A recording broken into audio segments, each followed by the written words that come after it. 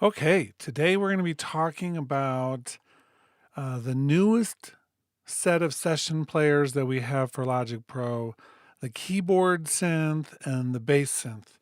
We're going to be looking at all of the ones that they've released. We'll be talking about how they work and doing some demonstrations. So we'll see how this goes. I think this will be relatively informal. It is a live stream, which means that sometimes we'll be doing stream of consciousness discussions and talking about the good and the bad. But let's just dive into these. The nice thing about the system we have with the session players, like them or not, that's not really what this is about. This is more about talking about them. But one of the things about them is that they have a consistent interface. And so now you may have already been using the drummer or the keyboard or the bass, but now we have these new ones and they feel really familiar right from the beginning. Hey, Plastodon, thanks for joining. Glad to catch you. I wasn't sure I was going to be streaming today, but I have about like 50 minutes or so. So I thought, you know what, let's do this. I was going to stream this morning about this, and then uh, it's like it's hard to stream about a tool you haven't used in a lot of depth. And so I spent the morning using these instruments because I feel like they're that's part of this process is getting to know them. And one of the things, if you want to like just get a sense for some of this in our loop area, we have we can filter out for the session player loops. Right now, we are up to 1,156 session player loops. Many of them are the new either bass or keyboard synth parts. And so you can always come through and just click on them and hear some of the things. But they also put together some songs with them. For instance, Always the Same is this one right here where it has the different parts of the song. So we have like the bass, drums, electric piano, percussion. That one actually it doesn't have a synth part. Let me go find one that does. Oh, like Cold Springs.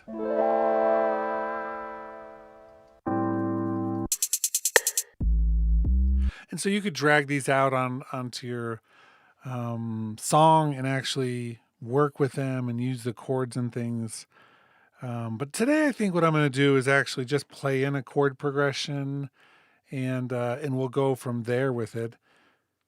Because that's all part of this process and part of the strength of the system is using not just the session players, but other parts of this as well. So we'll get our electric piano loaded up, volume up, bass down.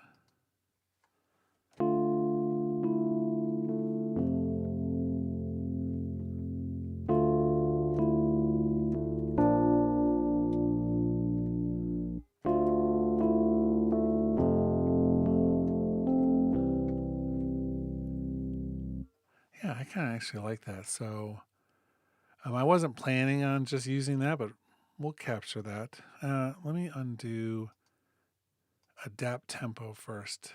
Oh, I lost it. So that's fine. We will switch that back. Do. Let's see how what.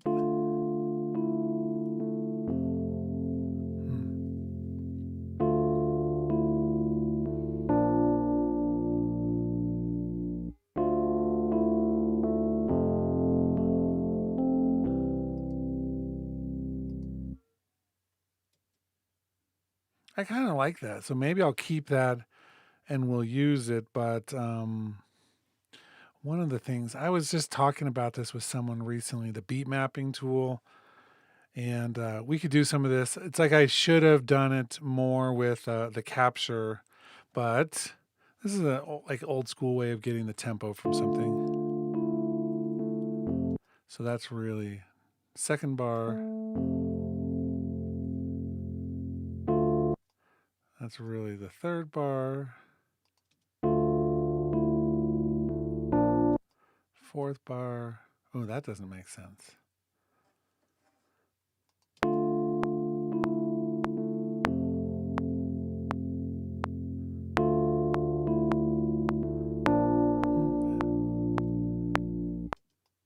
put that in the 5th bar, 6th bar, and you might be thinking, well, that tempo looks crazy.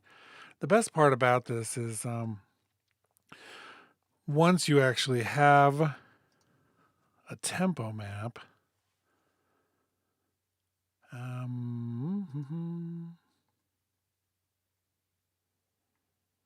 we'll see if this will, there we go.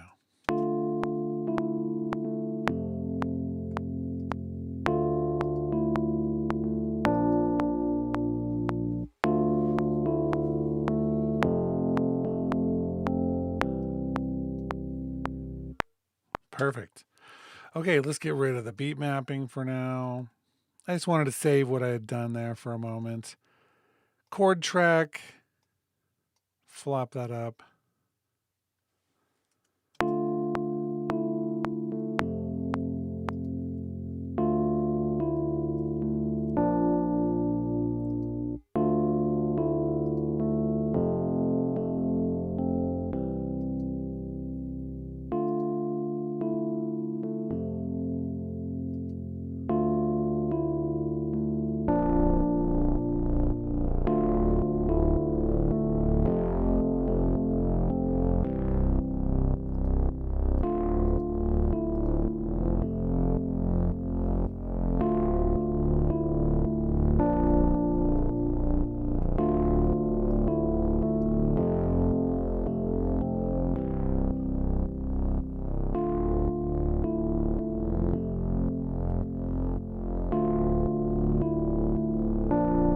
So let's do a quick overview top down on these players just to give you a sense of how we're going to approach this.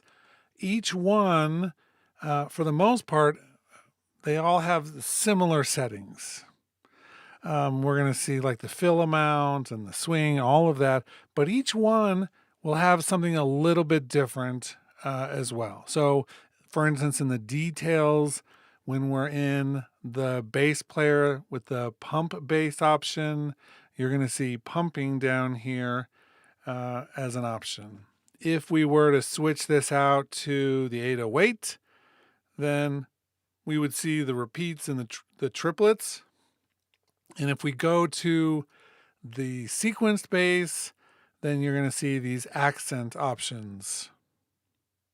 But you're also going to, if you were to go back out to the main page, you would see pretty similar things for each of them. So we have the pattern, we have the little melody versus octave. You'll see similar things for that one, and then pump bass again. So they're all similar on the one page, and then each one is going to give you a little different thing. So that's actually super useful to realize that, well, maybe I can accomplish what I want with one of them, but all of a sudden you're like, I want some of those random repeated notes in there. Then you're going to want to go for the 808, or if you want more of these, like the accents as notes are repeated and things, then you'll do it here. Each of them, let's see, have the slides option, which allow us to slide between notes. We can look at those settings. And of course, each of them have the LFO option, even though they may be set differently depending on whichever thing you load up first.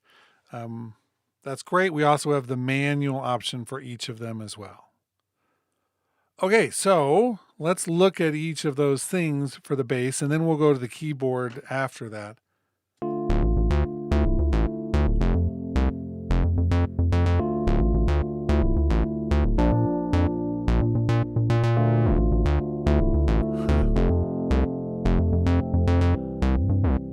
So not what I was envisioning with this one, but let's look at some of the accent options here.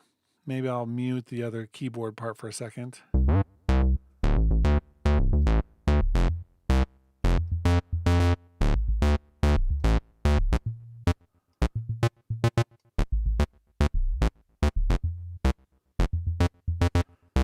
One thing I liked about this section, first of all, you're hearing as I hit the velocity, it's like making the attack stronger, and then I can change the note length to be either shorter. It's like a gate timing. But one thing that I've enjoyed about this that I thought was interesting was that for the phrase length over here, it may be set to 2 bars, but we can go up to 4 bars with that. And so we're not just necessarily looking at just like a teeny little loop thing. 4 bars is a decent amount. We can also go with the chord options or down to quarter notes. So again, thinking about what I originally saw with these was something that I thought was, you know what, it's like I can do so much of this stuff just playing on my own or using the MIDI effects like an arpeggiator or something else. But in reality, I do believe that these are cleverly programmed and designed.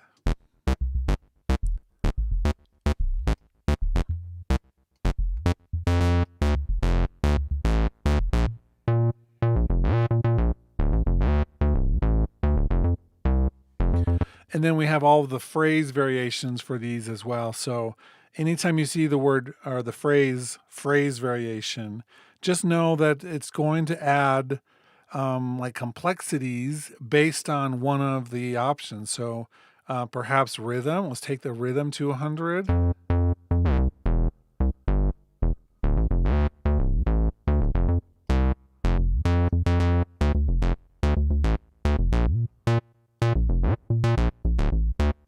And then melodic elements and octave elements, even though we're constrained by maybe the range in the beginning, we can adjust that and have it sometimes change the octaves up and down.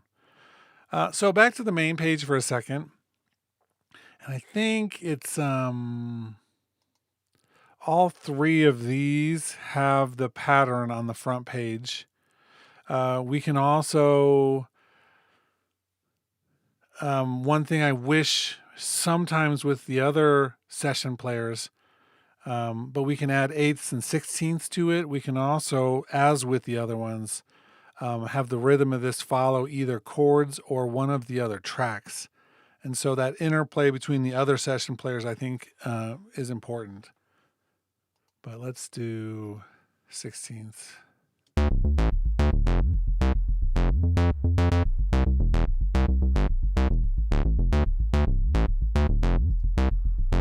Velocity down a little bit.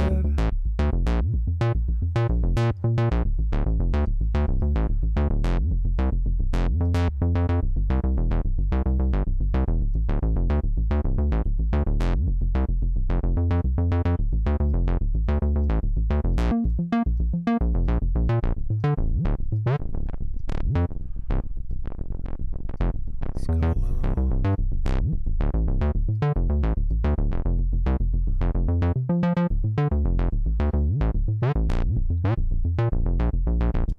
So you can really get in the weeds with exact ranges and how much the sequence part of this is working and the variation in it comes with the phrase variation. And so maybe we don't have like exact control over the sequence that's happening, but we have enough control to get it to do essentially what we want. So there's a question in the chat. Why do you have the complexity set at 100%? Technically, I haven't changed that since I loaded up the preset.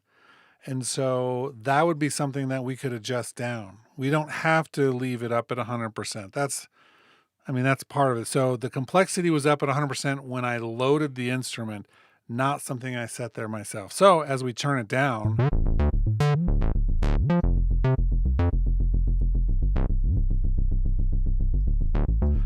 and you're hearing that pulse, the pulse comes from the pattern where I said to add the notes of 16ths. Those don't go away clearly when I turn the complexity down. If I didn't have those on, you would hear this instead.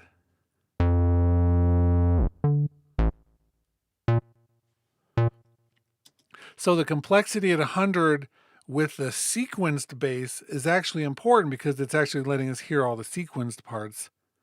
We don't have to keep it there, but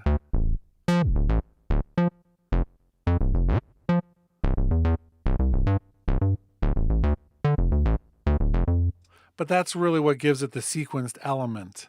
And then adding that 16th is actually a nice little sub rhythm part that works together.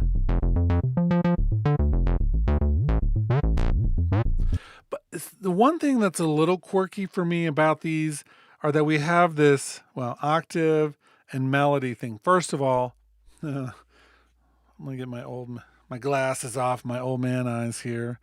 I'm gonna complain about it forever, but that seems extra egregious to make the octave and the melody words like illegible. Like you can't read them. They're so like there's some issues with the design of that. Like why you put them yellow? You know what I mean? You have all this other yellow stuff in here. Just put some of those words yellow or make them white so you can really see the contrast. Anyway, complaining.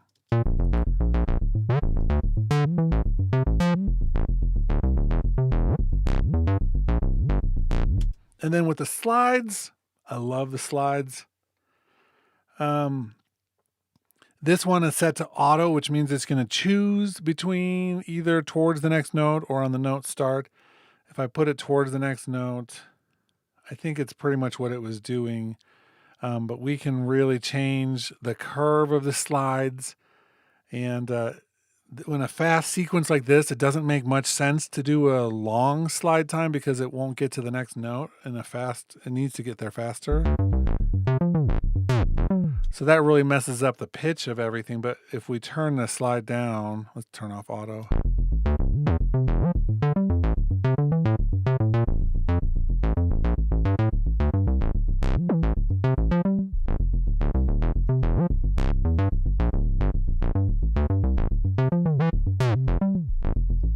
So it really needs to be down like in the 20 or even less setting. And then a mount slider. Always look for the amount slider because it will, like now we'll have a lot more of the notes doing this instead of just some of them.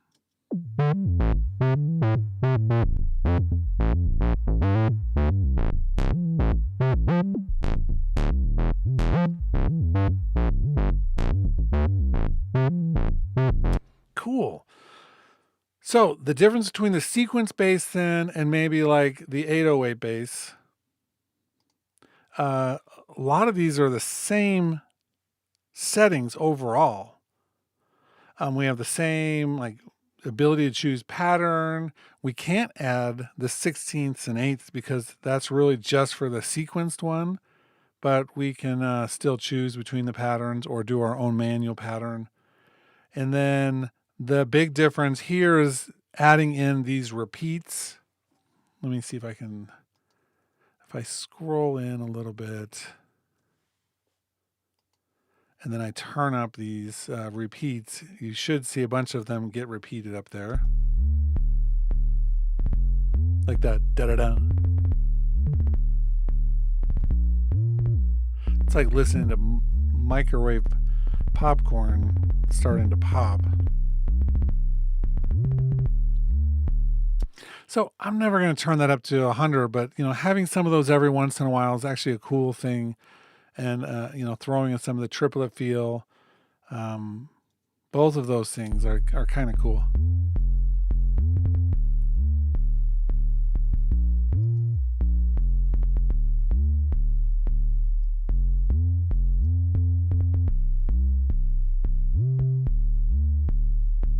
But outside of those things, there's not a lot else happening with this one other than what it's triggering, the default sound. And most, I think either all or most, are going to Alchemy. And it's been kind of fun to see the patches that they're using for these. But of course, you can pull up anything that fits into that requirement. It's just Alchemy is uniquely set up to really handle a lot of what this thing is doing. So the last one then of the basses would be the pump bass. And this is I love the pump bass. The difference here then is the amount of pumping and the shaping of the pumping. And then it's fun, for instance, to do like the LFO in conjunction with that to help that like move around more.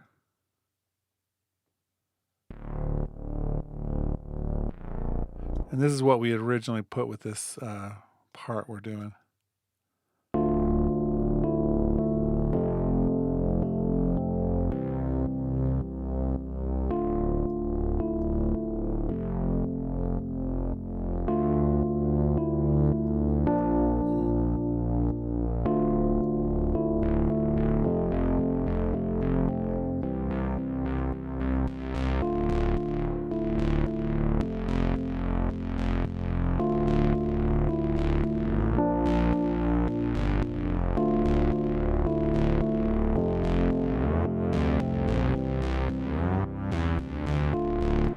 I'm going to turn the slide down, barely even on, just so it happens every once in a while instead of so regular.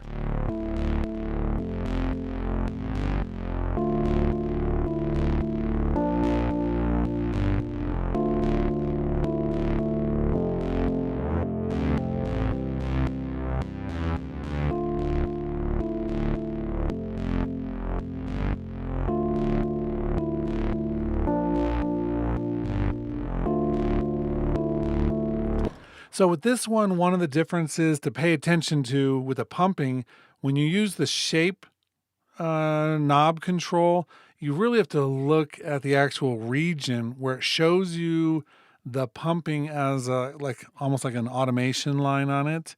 So if I change the shape this way, you'll see it's going the other direction.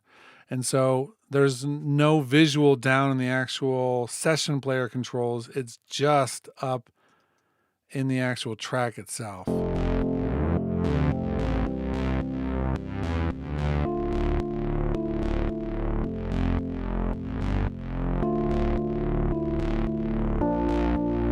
So that's actually the comment in the chat about the pump bass, the sidechain. It definitely has that sidechain vibe to it. We could recreate that sidechain in a lot of other ways, and yet it's nice to have just that simple functionality here. I don't think...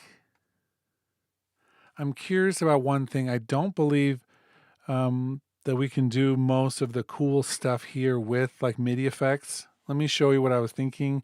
At one point, I was wishing that this would work, because anything you change in the session player has to update and can't actually, it's not a real-time thing.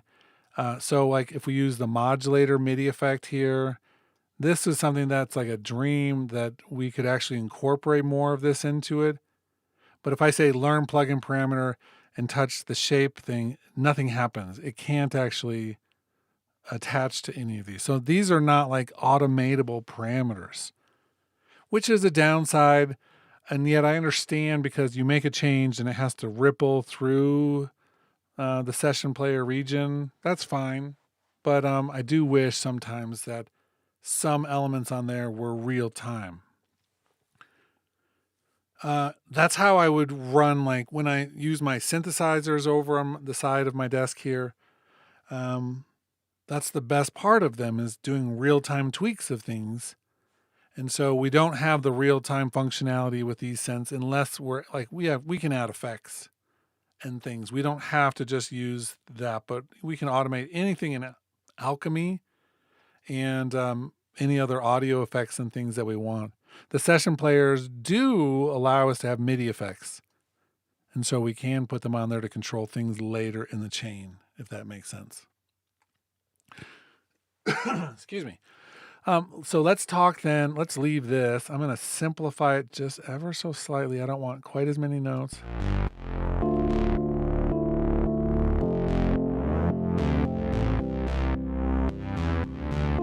I want to get the fill amount down.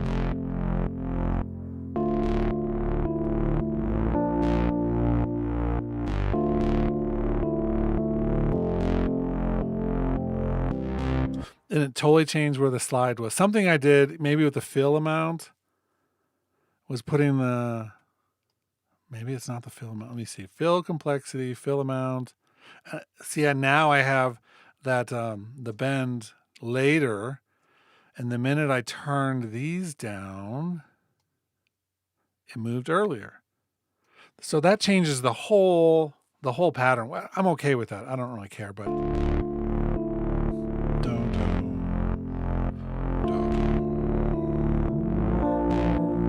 okay, that's kind of cool. So let's add another instrument though. And with this, we'll add one of the keyboard ones and look at some of those now. We have 3 of those. We have the simple pad, the modulated pad, and the rhythmic chords. We'll start with the simple pad for a moment.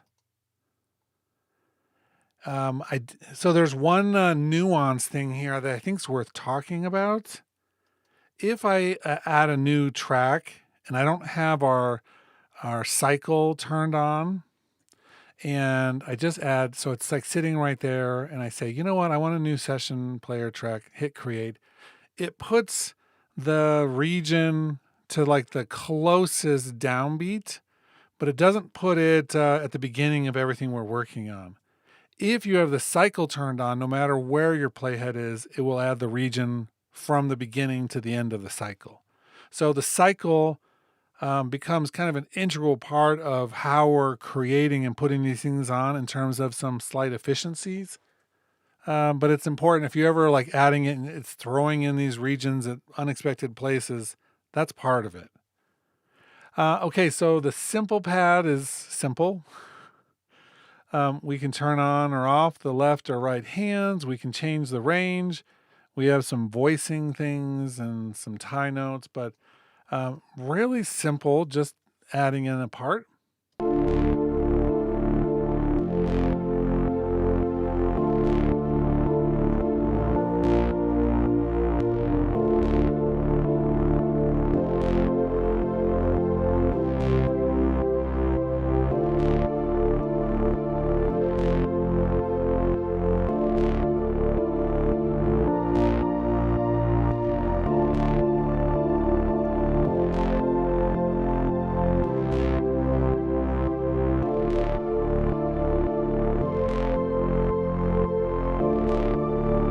The voicing options I'm still getting used to. They are trying to be intelligent with those. For instance, if you're not doing one of the fixed inversion ones, oftentimes it's trying to do things like with the common tones. I did a video a while ago about the keyboard session player before 12, and I haven't gone through and seen if they've fixed a lot of the issues, but some of these ones with common tones were so jacked up, meaning I would do that and it was adding chord or notes to my chords that weren't even in the chords, and that's not what they were supposed to do. But a 3-voice common tone is supposed to maintain as many of the notes between chords without changing them and just changing the most critical or the notes that change between the chords, but keeping all the other ones the same.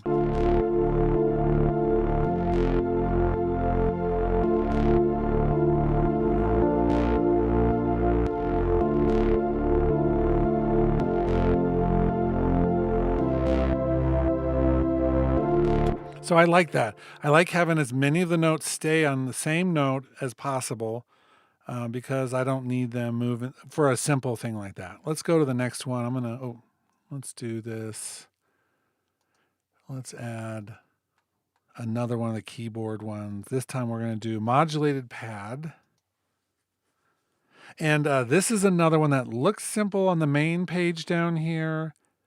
But it's one of the few ones where, because this is the modulated pad, it has an envelope setting and the actual pattern is under the envelope page. So instead of it being on the main page where it is on many of the other ones, it's on the envelope one. Just keep that in mind. If you want to be changing the pattern of this one, then you'll do it there. Left and right hand voicings, great.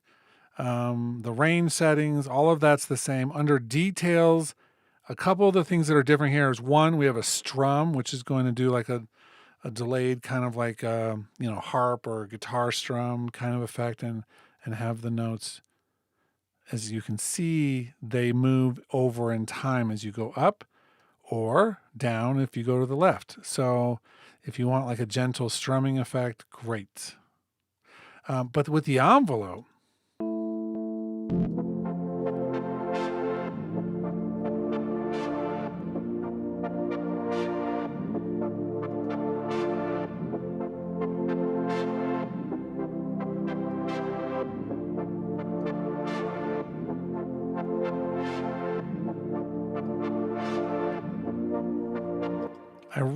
like being able to have that envelope play against maybe say like the LFO. So if I do the LFO up at the highest rate,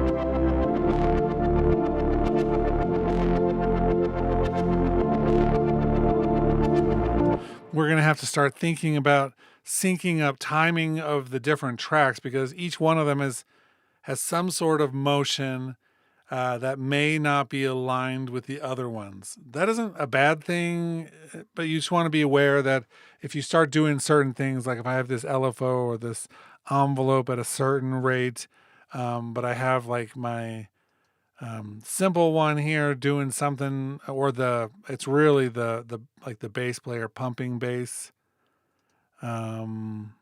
If I have that one and I'm not really careful with what the tempo is for that, then there could be some issues. So we got to just be careful as we're thinking or adding additional things on here. Or, maybe this is really some of these are for like the verses, and then I take one away as I'm doing more of like a bridge or a drop or something later on in the song. That's okay. But I am gonna, I think, turn off the strum. I don't need that strum, I don't think. I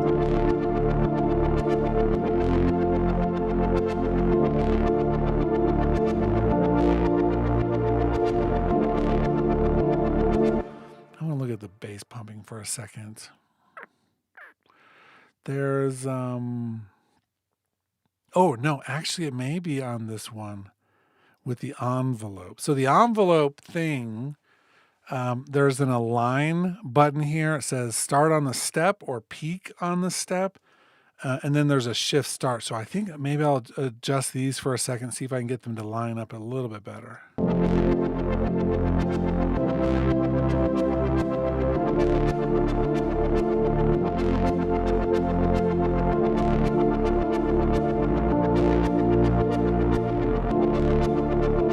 Oh, that's better.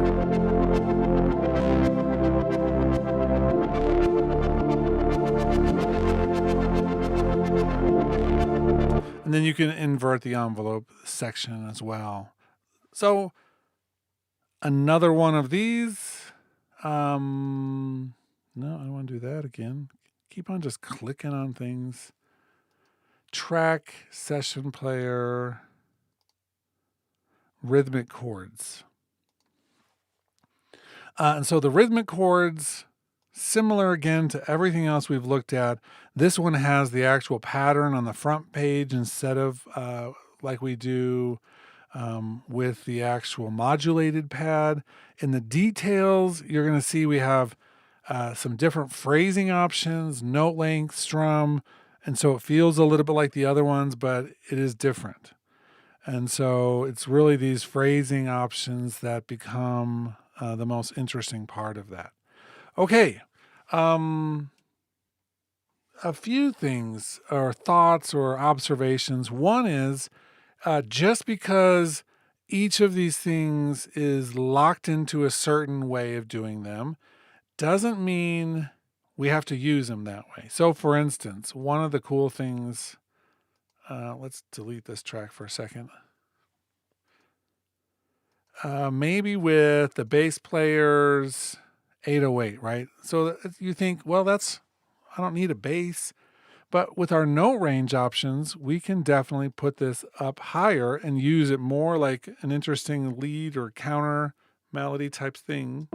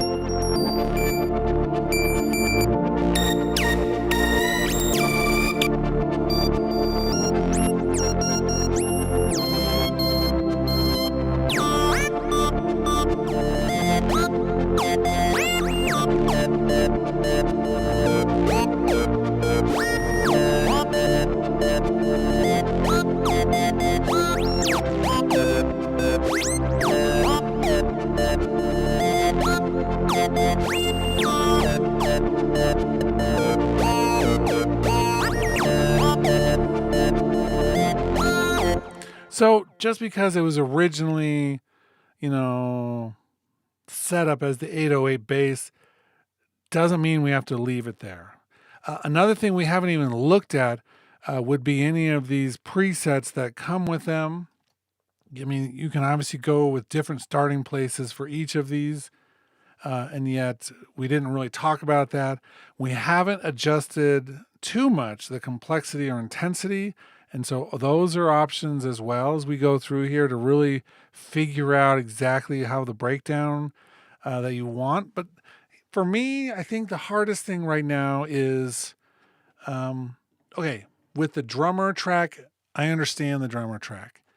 I understand that there's a kick drum and a snare drum, and for the drum machine designer, it's a bunch of samples of different things that are kind of like kick drums and snare drums, right? And we hit them on certain beats, and the whole interface is designed for that. The keyboard player that's really a piano, organ, electric piano, sure, they're doing different styles of things.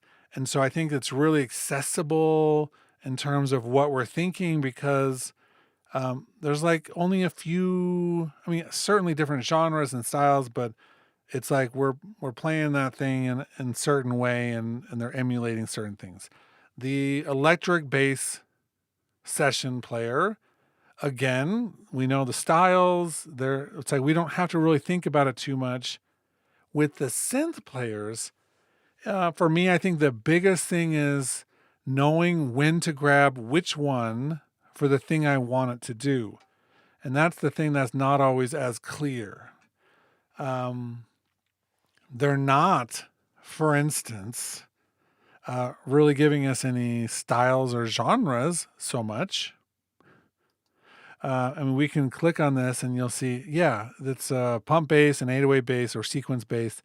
Those are all certain types of, EDM style or something. But they're not giving us like the same genre aesthetic as some of the other players. So I think that's it becomes more and more important to actually just use these and figure out which ones you like the best. Because with that, then you can build upon that and use them in different ways. Like for instance, if I'm doing like a film score and I want some really ethereal, synthy type things, it can do that. And actually, if you've already like written out like a scene of music and have the chords and stuff, I mean, you can use the chord track and it'll put stuff in, no problem. I mean, that's actually pretty straightforward. But you have to like figure out which one of those things is going to make the most sense in your workflow.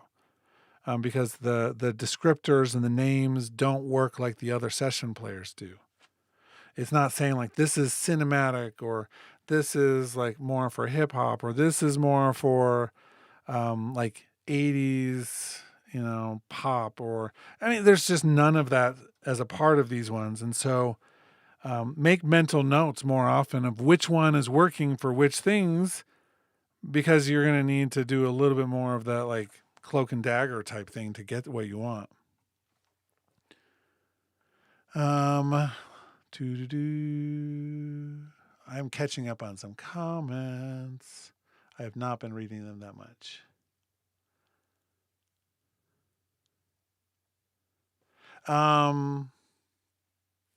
You can do some CC work. So Boong Nish was saying, for instance, on the LFO, with this little 3-dot thing, you can choose the target for it, but that's still just going to the instrument. No, it doesn't connect to other things.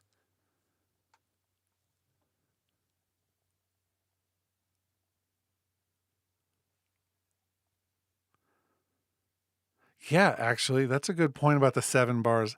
I've been I like. I'm. Yeah, I'm digging the fact that ended up being a 7-bar thing.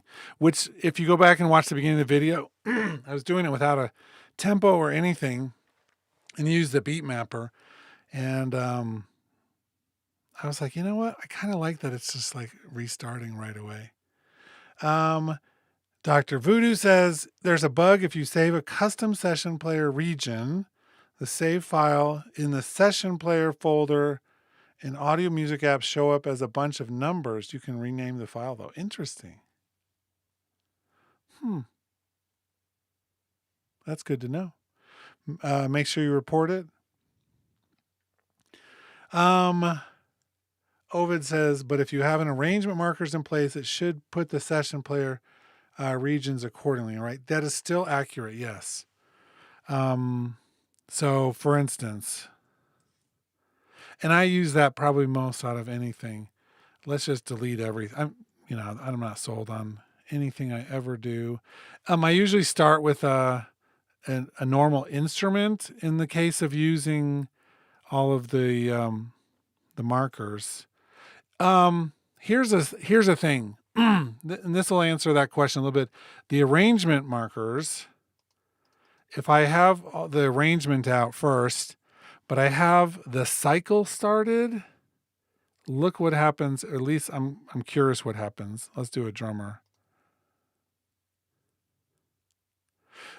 So the cycle overrides the arrangement. So by having that the cycle active, even if you have the arrangement markers out, then the drums will just go to where you have that. So the very first time you, for instance, make an arrangement, you don't want to have a cycle activated, and then you'll just like create the drummer and it'll put them all in for the various parts of the song. So the cycle overrides the arrangement. Let's see. Sounds like something from the retro synth plugin. Yeah, I'm just catching up with comments. Wish they added acoustic and electric guitar also for session players. Maybe someday. Yeah, I mean, truth. The synth players got me excited about having more. That's really true because it's like we're getting close. We're getting close. I don't know what their plan is at this point. I don't know, based on what I've seen from the Logic team, if they're going to be able to make a guitar session player on their own. Not that any of them are watching this, but Gauntlet dropped. It's like I would love to see them do it, but I just don't know. I don't know if they can do it. So who's going to out there build something that Apple can buy? That's the question. We'll see. Yeah. That's really maybe the last couple things I'll end on as a reminder for everybody, because this does apply to the new instruments as well. I want to do a different one. I want to do, say we'll do, let's like pop rock for a second, right? Cool. And let's do the bass player. We don't have any chords in the chord track. Oh, that's giving me the 808. Yeah, I got to really be paying attention when I make these things now. Pop rock. I don't know why they couldn't just give us new categories, but they didn't. We'll give this just like one of those basic chords progressions.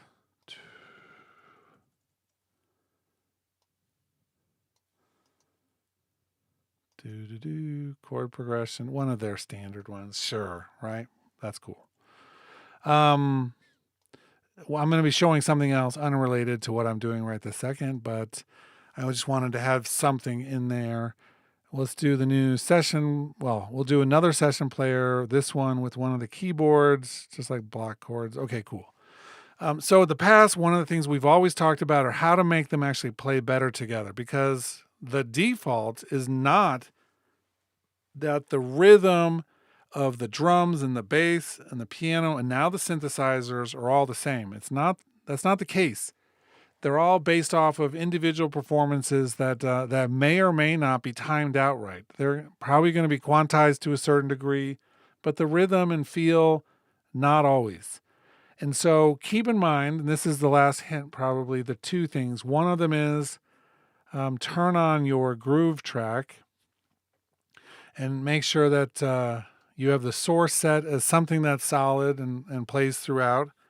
And then things follow it. So now my drums and piano.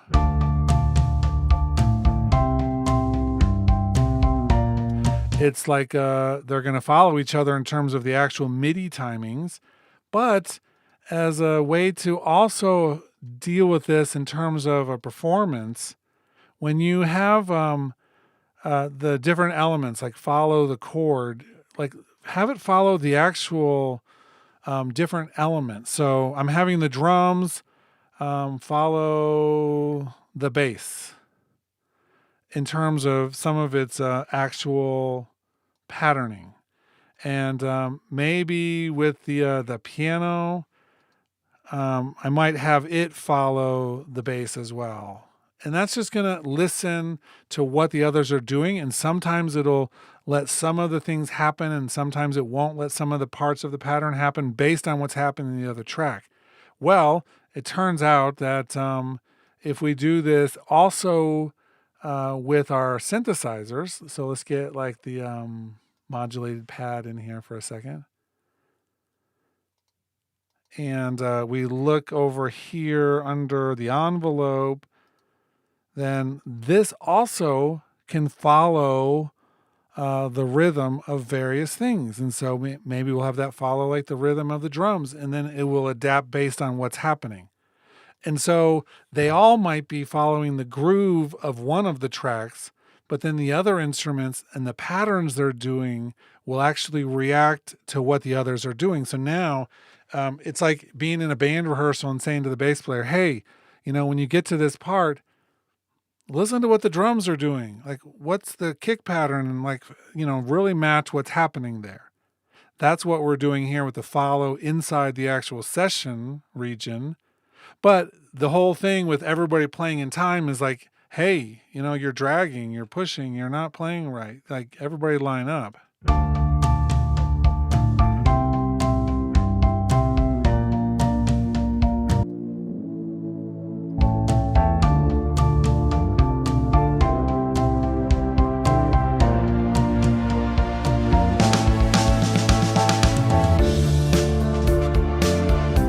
We need better chords, but you get the idea. So you can't just use the session players as they are. It's important to actually start having them interact with each other using the full scope of everything that Logic has to offer. And that's part of the power of this, is that it has more to offer than just these regions and the instruments that came with them. This whole system is deep and it's powerful, and you can't just learn one element of this. You have to actually be able to tie all of the elements together.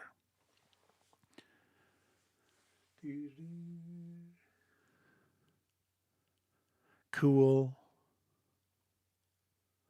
So you're talking about guitars now, and I run into guitar issues. It's like I really wanted to like the new Tonalic from Celemony.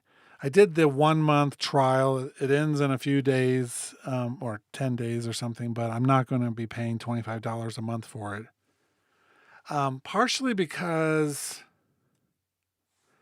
it is a pain. It doesn't do a few things. Without ARA, it can't really follow my tempos. It can follow my tempo if my tempo is set to 1 and never moves. But sometimes I want a tempo to actually have some fluctuation. And so I might play in a piano part and have it be not a perfect tempo the whole time. Well, without ARA, you can't do that. And it's really cumbersome having to export the MIDI file with all the chords and import that in. And there's just a lot of tedious things with it. And so any of the systems that are requiring like all that extra work for the moment. I don't know. I'm just debating using or not using still. I'm trying to find the one that feels the best. And so far, I feel like I'm going to have to like buy a guitar and play it, but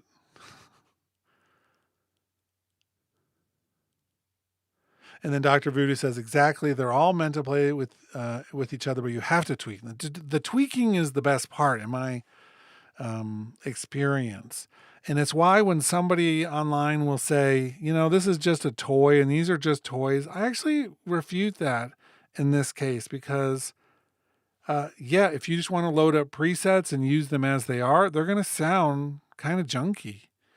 Um, they're not that sophisticated if you just use the basic chords and you don't ever program anything differently than just what loads up.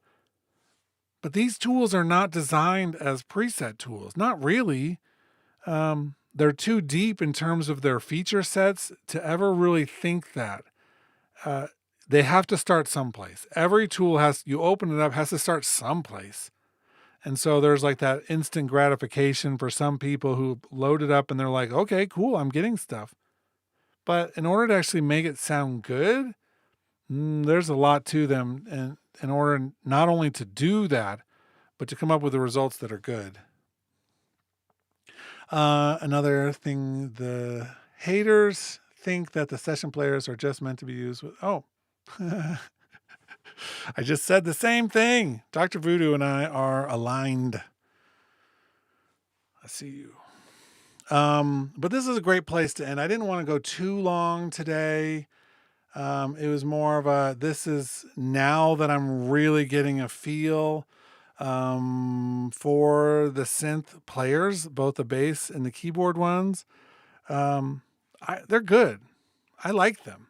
And they're going to be added in, probably not all the time because I still play synthesizer. I have some limited keyboard skills, but they're perfect for the level of synthesis that I use. And so I will be doing a lot of that on my own still. But every once in a while, when I just want a specific thing added in with the chords, then you bet I'll reach for them. Until the moment we have a session guitarist or I find one that I really want to adopt, then I'll be using a variety of tools in the process. Yes, Dr. Voodoo. And we should. We should definitely at some point like jump on a Zoom call and do that. That would be fun. Okay, time to wrap this up. Talk to you all later. More videos coming, but after last week's marathon, it's been a little slower, which is kind of nice. But I will talk to you all soon.